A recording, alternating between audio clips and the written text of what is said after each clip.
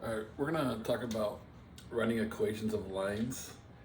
Um, I I feel like it's very simple, and there's so many people out in the world that will make this very difficult. They'll teach it in such a way that makes it tedious, pain in the butt.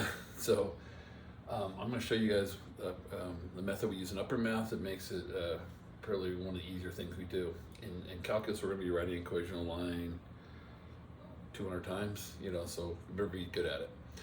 So first off, to write an equation of line, you need a point and a slope. You got to know a point that it goes through. You got to know the slope of a line. There are many lines of the same slope. You just tell me one point that goes on the line, we have an equation. All right, so we can do this. All we need is those two things. So there's different forms. So for example, when a line's like this, that's called general form. It doesn't tell me anything. If you send the 12 over, they actually call it standard form. And if you've learned from all your past classes, standard form is really a good form to write something in, but not for lines. For some reason, they go, oh, this is our cool form. You're like, yeah, it doesn't tell me a whole lot. So we're not big fans of these two. All right. Now you may get a multiple choice on an AP test, sometimes saying, hey, write in standard form. You can just move it around to get there. But why do we like this form the best for reading an equation? Well, this is slope-intercept form. And some genius named this thing. They call it slope-intercept form because it tells you slope and the y-intercept. So by solving for y, we have a really good advantage.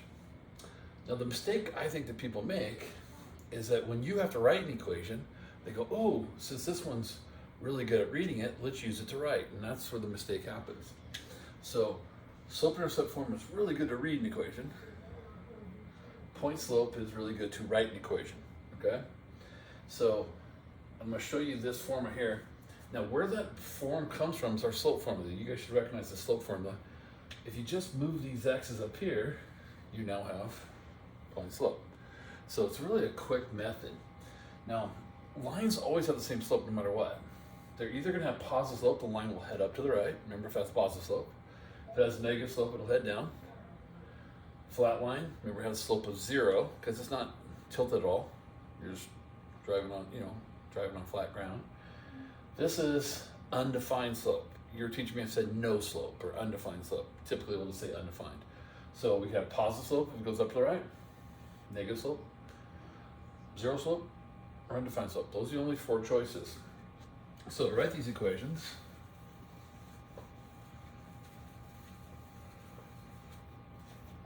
now I'm going to show you how fast it is with point slope form. All point slope form says is y take away the y value.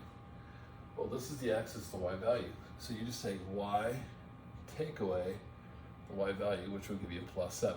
Take away negative 7. All right, equals the slope times x minus the x value.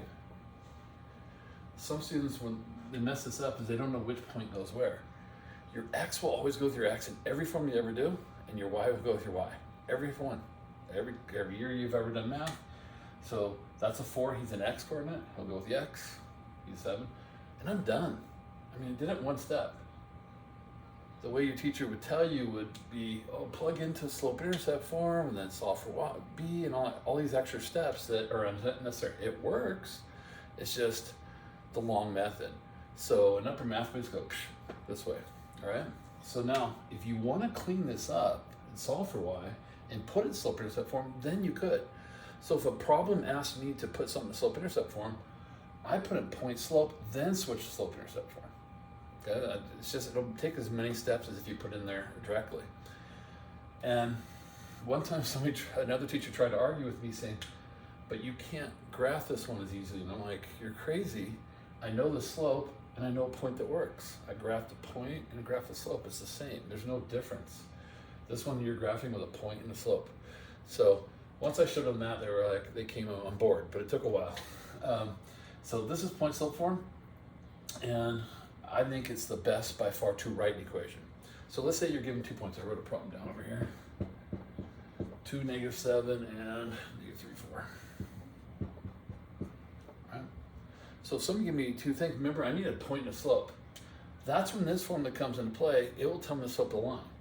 If you graph those two on a graph and counted, that's your slope, you can do that. But remember, the formula is just subtract your y's. So all the little subscript is saying second y minus first y.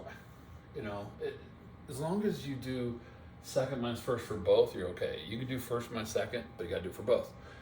So 4 take away -7, that will give me a 4 plus 7 over -3 take away 2. So I end up with 11 over -5. So -11/5 is the slope of this line. Now, to write an equation,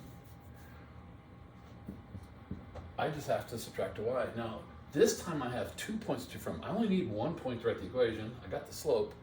So you get to actually choose which point you want. So if I choose the first one, I'm done and I wrote an equation. The equation just has to be an equation that will tell me, hey, what's the slope and a point that works, and I got it. If I use this one instead, it would just be y minus 4, -11/5, x plus 3. If you wrote them both and solved them both for y, you would get the exact same answer for both, because that would be the slope-intercept form for the same equation. All right? So pretty simple to write an equation line. You just use point-slope form. All right? If somebody gave me an equation and asked me information about it, that's what this is good for, slope-intercept form. It'll help you with that. All right? I think everything has a purpose. So we in upper math will use this. I'll be showing you this in class over and over. It's by far the best method. All right?